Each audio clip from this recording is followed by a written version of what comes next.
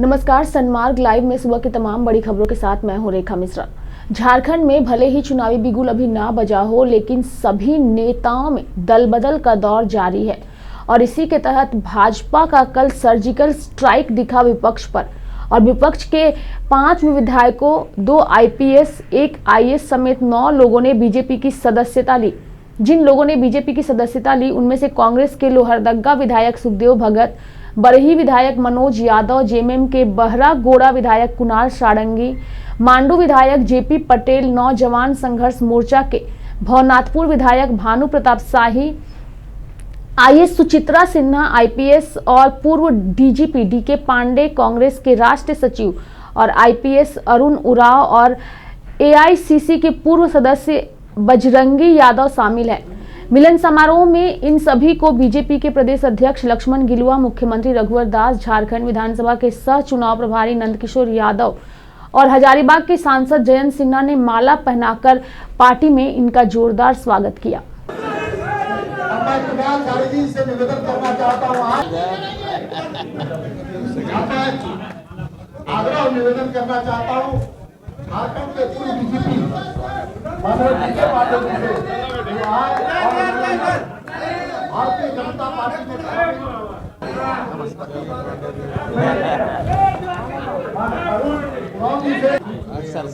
आए और भारतीय जनता पार्टी की सदस्यता ग्रहण करें।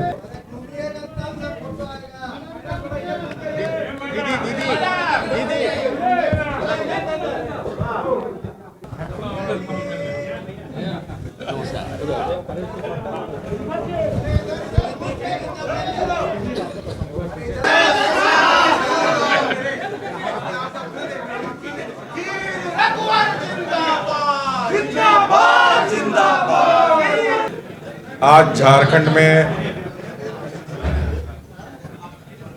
कांग्रेस पार्टी के दिग्गज नेतागण, झारखंड मुक्ति मोर्चा के भी दिग्गज नेतागण और हमारे सेवानिवृत्त वरिष्ठ पुलिस के अधिकारीगण, सेवानिवृत्त वरिष्ठ आईएएस के अधिकारीगण आज भाजपा परिवार में शामिल हुए। हमारे प्रदेश के अध्यक्ष के द्वारा हमारे इस झारखंड के चुनाव प्रभारी आदरणीय नंदकिशोर यादव जी के समक्ष तो मैं सभी भारतीय जनता पार्टी में शामिल हो रहे हैं सबका मैं तहे दिल से हार्दिक स्वागत करता हूं, हार्दिक अभिनंदन करता हूं।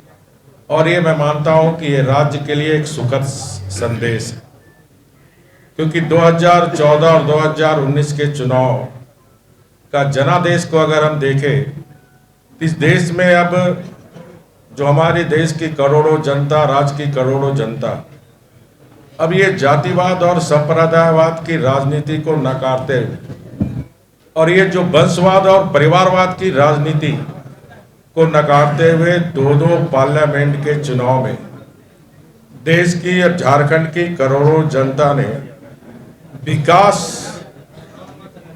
के प्रति अपने जनादेश देने का काम किया। बहुत दिनों का हम लोगों का संबंध भारतीय जनता पार्टी से रहा है, लेकिन आज भारतीय जनता पार्टी में ज्वाइन करके जो सुखद अनुभव मुझे मिला है, मैं इसका बयान नहीं कर सकता हूं। आप लोग भी इस बात को महसूस कर सकते हैं।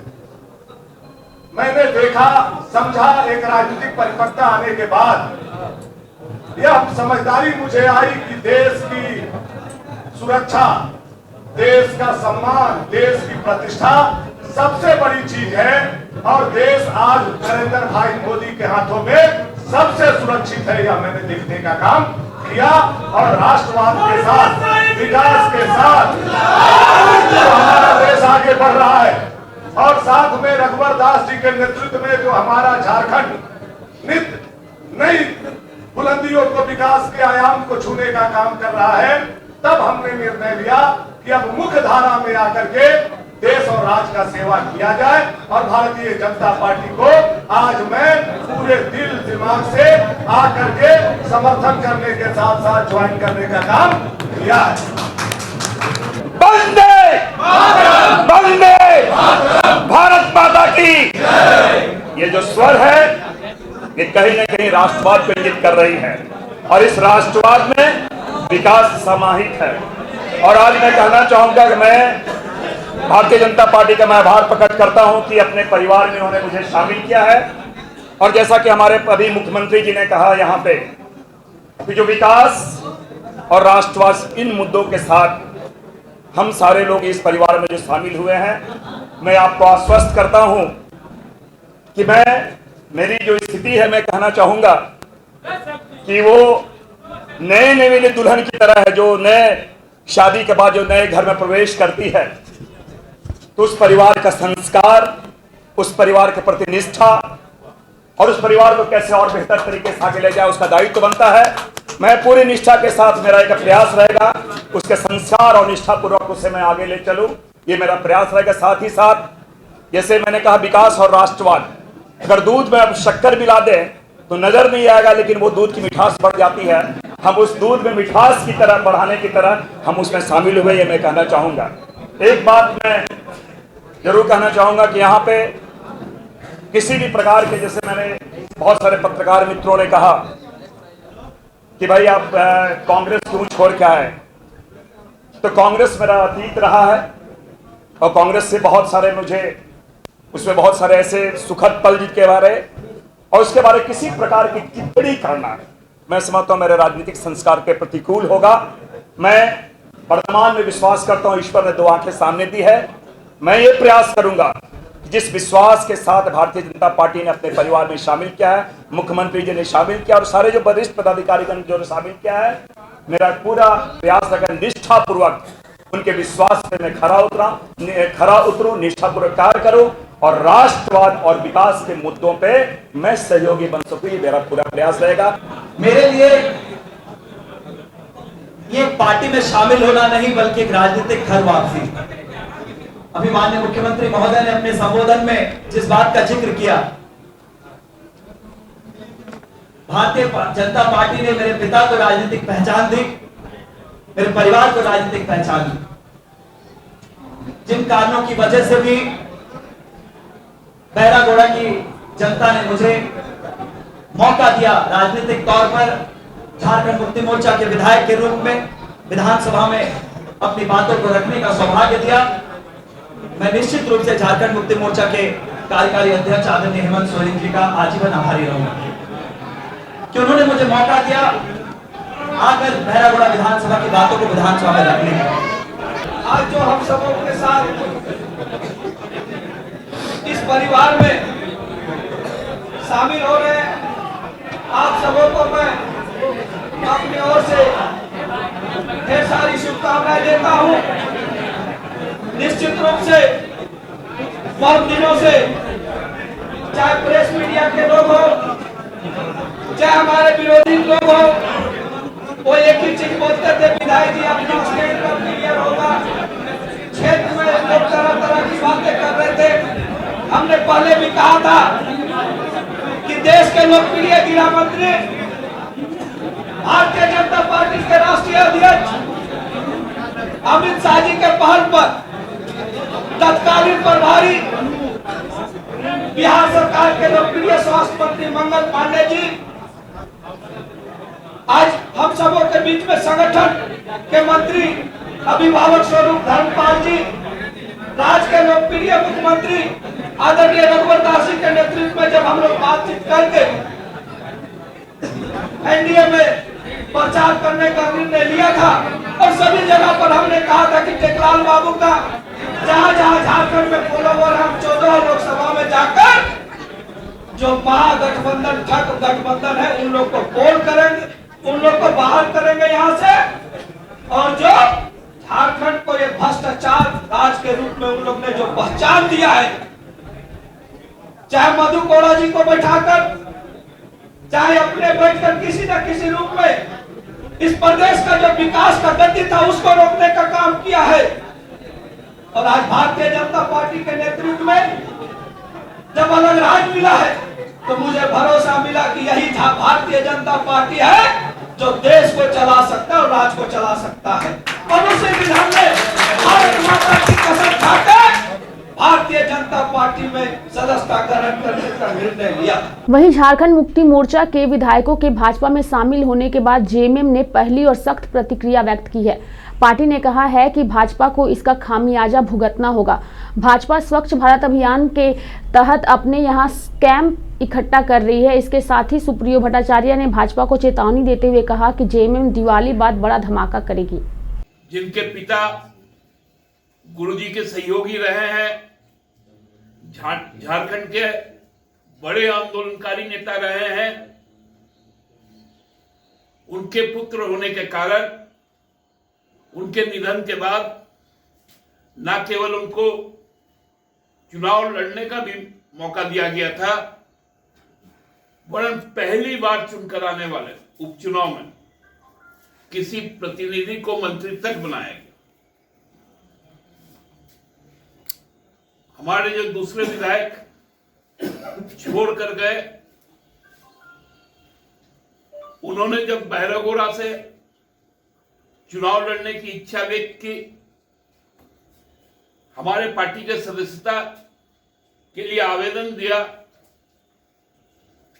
उस वक्त बार बार उनसे कहा गया कि आपकी जो पृष्ठभूमि है, आप जिस परिचय के साथ जाने जाते हो, क्या वो झारखंड के प्रति उनका कमिटमेंट चाहे राज्य के मूवमेंट से लेकर आगामी दिनों तक कभी रहा है? तो उन्होंने इस बात का आग्रह किया था कि उनको मौका मिलना चाहिए, वो अपने आप को प्रूव करें। इसके साथ ही राजमहल सांसद विजय हांसदा ने भी मुख्यमंत्री रघुवर दास पर बड़ा हमला बोला है और झारखंड में जोड़तोड़ की राजनीति करने का आरोप लगाया है। इसके साथ ही सांसद ने कहा है कि झारखंड में सबसे ज्यादा भाजपा ने शासन किया है, उसके बाद भी रघुवर दास जेएमएम पर संथाल परगना की उपेक्षा का आरोप लगा रहा है। पूरे कार्यकाल को अगर आप देखेंगे तो कितना अंतराल का रहा है, जिन भी मुख्यमंत्री का अगर आप बोलेंगे कार्यकाल कितना अंतराल का रहा है। बीजेपी लगभग 16 साल यहाँ पे, अगर हम 20 साल का हम बोलेंगे कि हमारा 20 साल भी नहीं, 19 साल मान लेते हैं, 19 साल हमारा झारखंड अलग हुए जिसमें कि 16 साल बीजेपी ने राज किया। और अगर बीजेपी ये आरोप लगाती है तब सबसे बड़ा है कि लोगों को भटकाने का प्रयास कर रही है। लोगों को इसलिए भटकाने का प्रयास कर रही है कि सबसे ज़्यादा जब वो राज किए हैं और 16 साल में वो झारखंड के लिए कुछ कर नहीं पाए हैं, तब क्यों लोगों को उन्हें वोट देना चाहिए। मुख्यमंत्री का कहना था कि 24 घंटा बिजली अगर नहीं देंगे तो हम वोट मांगने के लिए नहीं आएंगे। तो किस लिए वोट मांगने के लिए आए हैं? अब जो है लंबा लंबा हाँक रहे हैं कि 65 का आंकड़ा हम पार करेंगे, इस बार 65। तो हम तो ये कहते हैं कि भैया ऐसे सरकार को जो 24 घंटा बिजली नहीं दे पाई है, हमारे यहाँ से कोयला जाके बंगाल और बिहार और आपका पंजाब 24 घंटा बिजली पा रहा है और झारखंड में 24 घंटा बिजली जब नहीं आ रहा है, तो ऐसे झूठे सरकार को जो है 24 में समेट करके ये सारे जनता समझते हैं कि वो लोग वोट कटवा है। जो लोग इलेक्शन के वक्त आकर के अपना चेहरा दिखा रहे हैं, 5 साल के दरमियान या इससे पूर्व उनका कोई भी यहाँ पे किसी तरह का कोई कार्य नहीं रहा है और सिर्फ ठीक इलेक्शन के पूर्व अगर वो आ रहे हैं तो उनका एजेंडा क्या हो सकता है, ये जनता भली भांति जानती है। लोकसभा का जो प्रारूप था उसमें बहुत स्पष्ट रूप से मैं आगे भी कहा हूँ कि लोकसभा को अगर हम देखते हैं तो उसमें एक बहुत सारा अलग मुद्दा था, लेकिन राज्य की जब हम बात करेंगे तो यहाँ पे हमारी बहुत सारी मुद्दा है। आज चाहे वो हम स्वास्थ्य ले लें, शिक्षा ले लें, बेरोजगारी ले लें, हमारे भूमि अधिग्रहण को ले लें, स्थानीय नीति को ले लें, जिस तरह से आज बाहरी 80% लोग यहाँ पे आकर के नौकरी पा रहे हैं और जो हमारे यहाँ के पारा शिक्षक हैं, अनुबंध कर्मी हैं और जितने भी कर्मीगण हैं वो यहाँ पे लाठी खा रहे हैं। तो किस तरह का विकास ये बोर्ड और बैनर और हटियों में दिखा रहे हैं, जो आपका रघुवर दास सरकार द्वारा दिखाया जा रहा है और करोड़ों करोड़ों रुपया वो खर्च कर रहे हैं अपने इस ऐड में, लेकिन यहाँ के जो बेरोजगार लोग हैं वो आत्महत्या कर रहे हैं, उनको रोजगार ये सरकार नहीं दे पा रही है। तो ये बात जो है मुझे लगता है स्पष्ट है कि इस बार जो है हेमंत जी की सरकार आएगी। आगे बढ़ेंगे। पूर्व ऊर्जा मंत्री लालचंद महतो अपने सैकड़ों समर्थकों के साथ भाजपा छोड़कर जदयू में शामिल हो गए। इसे लेकर जदयू के प्रदेश कार्यालय में एक समारोह का आयोजन किया गया। एक रिपोर्ट। भले ही झारखंड में विधानसभा चुनाव का बिगुल नहीं बजा हो, लेकिन सभी नेताओं में दल बदल का दौर जारी है। सभी नेता टिकट पाने की जुगत में पार्टियों का दामन थाम रहे हैं और ऐसे में पूर्व ऊर्जा मंत्री लालचंद महतो ने अपने सैकड़ों समर्थकों के साथ भाजपा छोड़कर जदयू में शामिल हो गए हैं। इसके साथ ही जदयू के प्रदेश कार्यालय में इसको लेकर समारोह का आयोजन किया गया। इसमें जदयू के कई नेता मुख्य रूप से उपस्थित रहे। जदयू एक विकास का पार्टी है, एक मजदूर का पार्टी है, किसान का पार्टी है। ये सोच के जो बिहार में नीतीश कुमार का नेतृत्व में काम हो रहा है और जो विकास का जो गंगा बह रहा है, उसको देख के हम लोग आज जनता दल यूनाइटेड में काम किए हैं और आगे जैसा आदेश मिलेगा हम लोग आगे मजबूती से बढ़ेंगे, पूरा संगठन के साथ है। झारखंड में आने के पश्चात उन्होंने घोषणा किया है कि झारखंड में जनता दल की सरकार अगर बनती है या सरकार में हम भागीदारी बनते हैं तो झारखंड में हम पिछड़ों को आरक्षण जो है जनसंख्या के अनुपात में बढ़ाने का काम करेंगे, जिस प्रकार बिहार में हमने बढ़ाने का काम किया है। जनता दल यूनाइटेड जो है यहाँ किसी तरह का कोई समझौते में नहीं है। 81 सीटों में जनता दल यूनाइटेड यहाँ चुनाव लड़ रही है और हर जगह जो है जो गरीब हैं, जो पिछड़े हैं, तमाम लोग जो है भाजपा के खिलाफ जाएंगे, क्योंकि भाजपा उसके खिलाफ है। भाजपा पिछड़ा विरोधी है, कुर्मी विरोधी है। एक भी वोट जो है झारखंड का कुर्मी भारतीय जनता पार्टी को वोट देने का काम नहीं करेगा। ये संकल्प के साथ मैं जनता दल यूनाइटेड में शामिल होने जा रहा हूं, शामिल हो गया हूं और आगे इसको संगठन में बढ़ाने का काम करेंगे। बहरहाल चुनाव से पहले इस तरीके से दल बदल का दौर तो हमेशा से चलते आया है, लेकिन अब ये देखना दिलचस्प होगा कि ऐसे दल बदलू नेताओं के साथ जनता क्या कुछ करती है। ये तो विधानसभा चुनाव के बाद ही क्लियर होगा। सनमार्ग लाइव के लिए कौशल कुमार की रिपोर्ट। आगे बढ़ेंगे। हटिया विधानसभा सीट बेहद महत्वपूर्ण है। इस क्षेत्र की समस्याएं इतनी हैं कि लोग यहां के विकास पर सवाल खड़े कर रहे हैं।